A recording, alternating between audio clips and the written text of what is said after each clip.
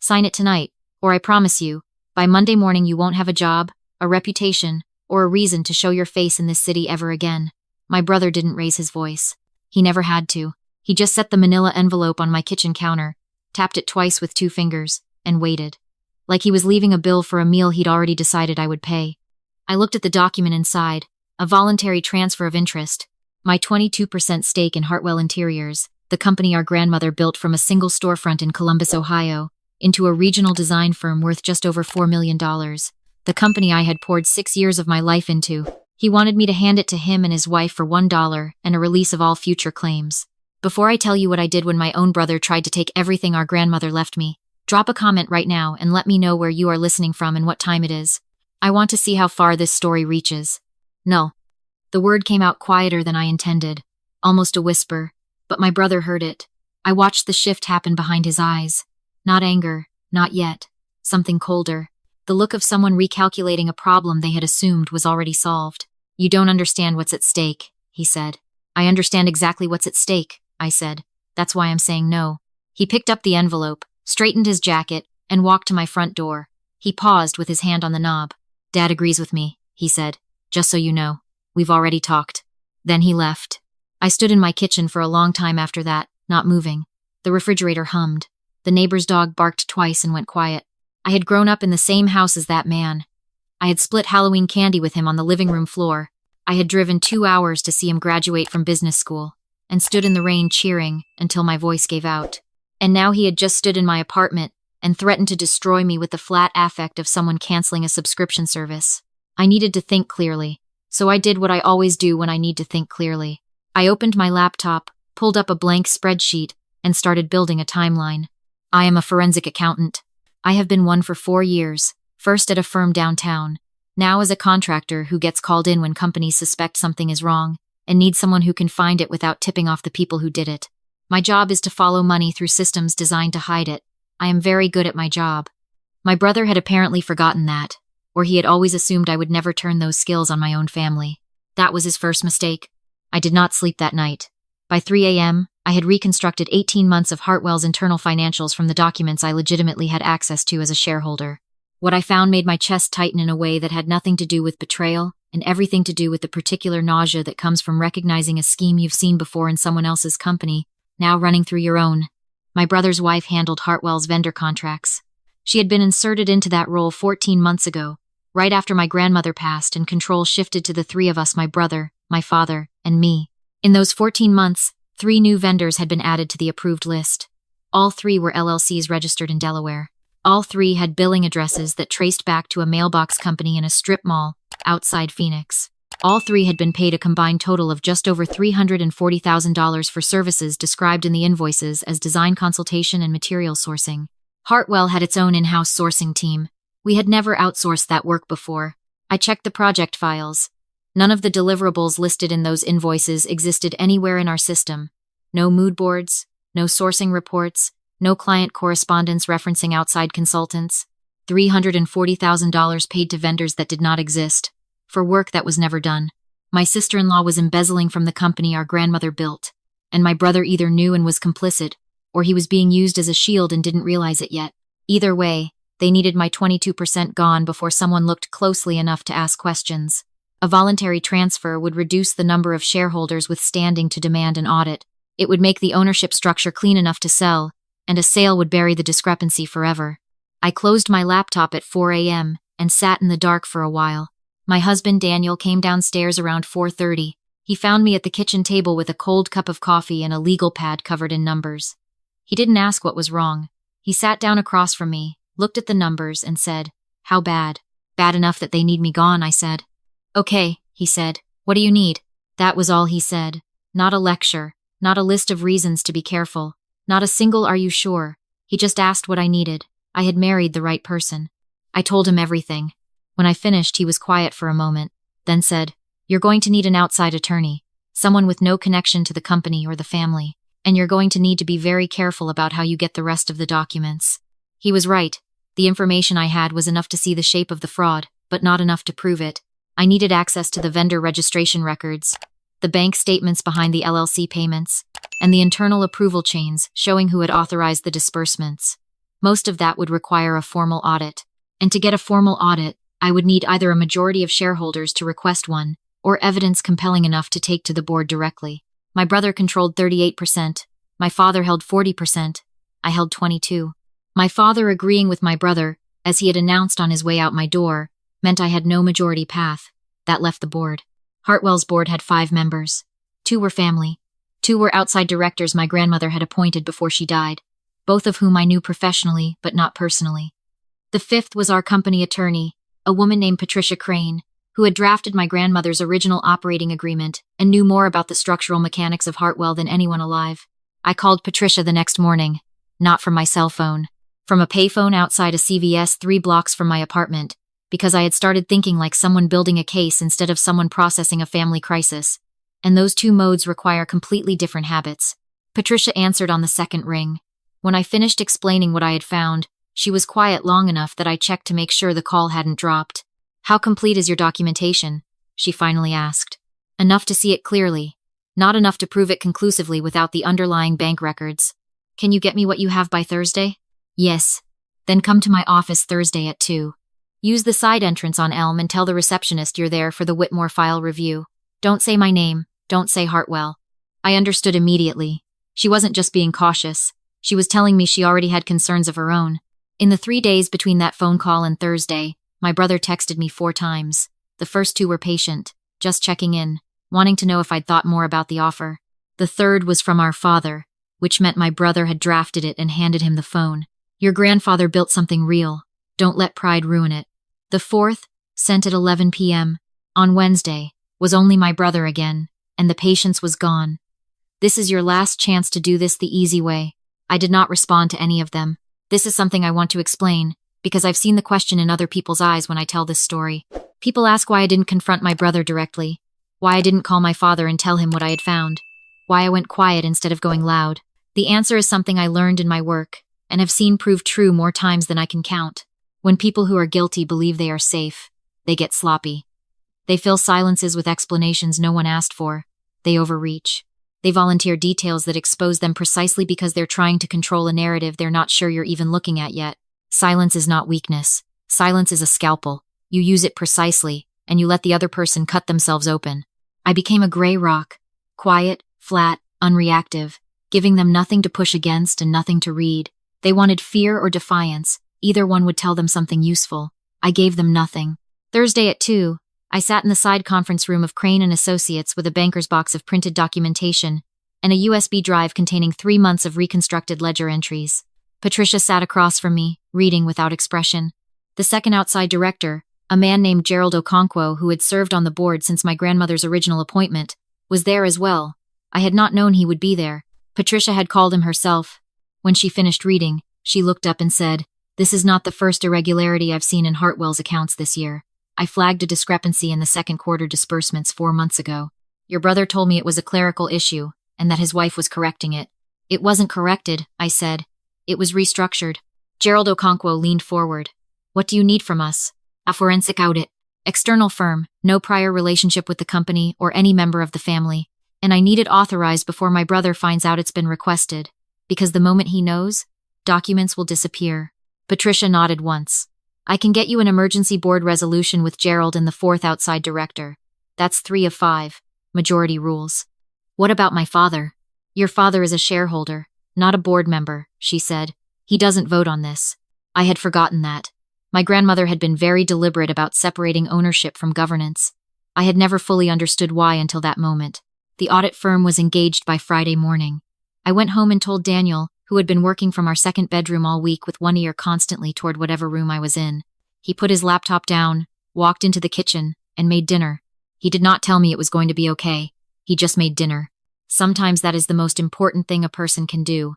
On Friday afternoon, my brother called me. Not a text this time. An actual phone call, which told me something had shifted. He had heard something. I answered. "There are auditors showing up at the office Monday morning," he said. His voice was very controlled. "Do you know anything about that?"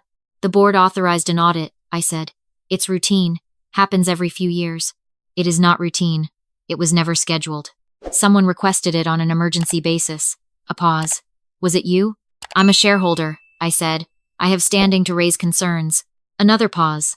Longer this time. You need to think very carefully about what you're doing to this family. I am thinking carefully, I said. That's exactly what I'm doing. I ended the call. My hands were steady. I noticed that and filed it away. 3 months earlier, a phone call from my brother that tense would have left me sick with anxiety for hours. I was not anxious now. I was focused. Saturday morning, I got a different kind of call. It came from a number I didn't recognize, and when I answered, it was my sister-in-law. She had never called me directly before. We were polite at family dinners and strangers everywhere else, which had always suited me fine.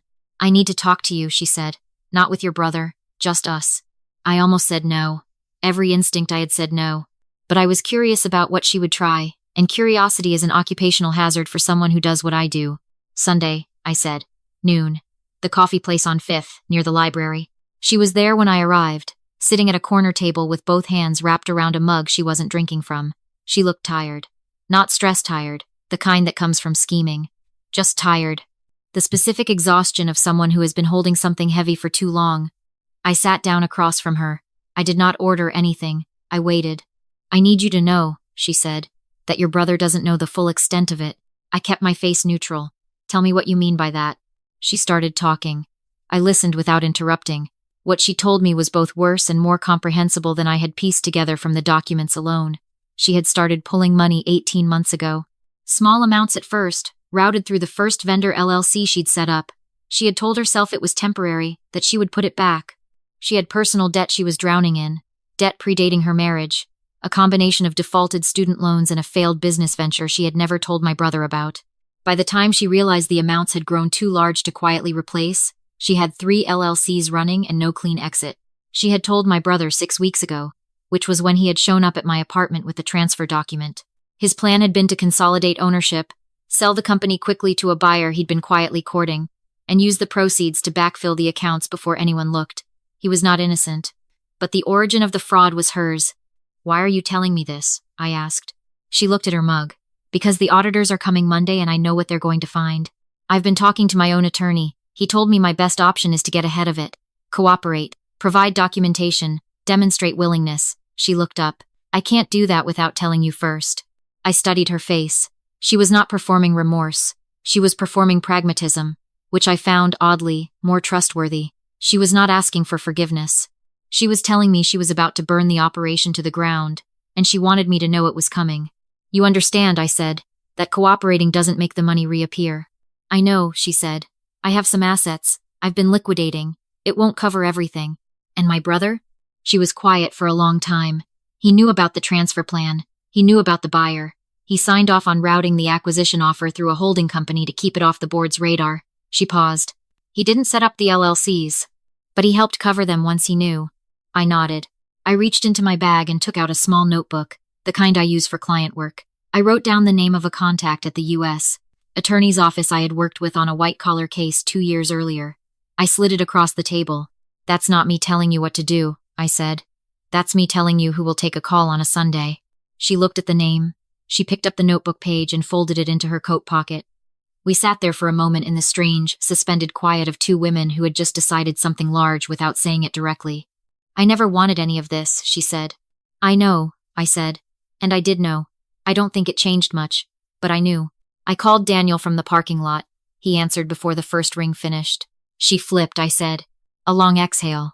Are you okay? Yes, I said, and that was also true. Monday morning, the forensic audit team arrived at Hartwell's office at 8 a.m. My brother was already there.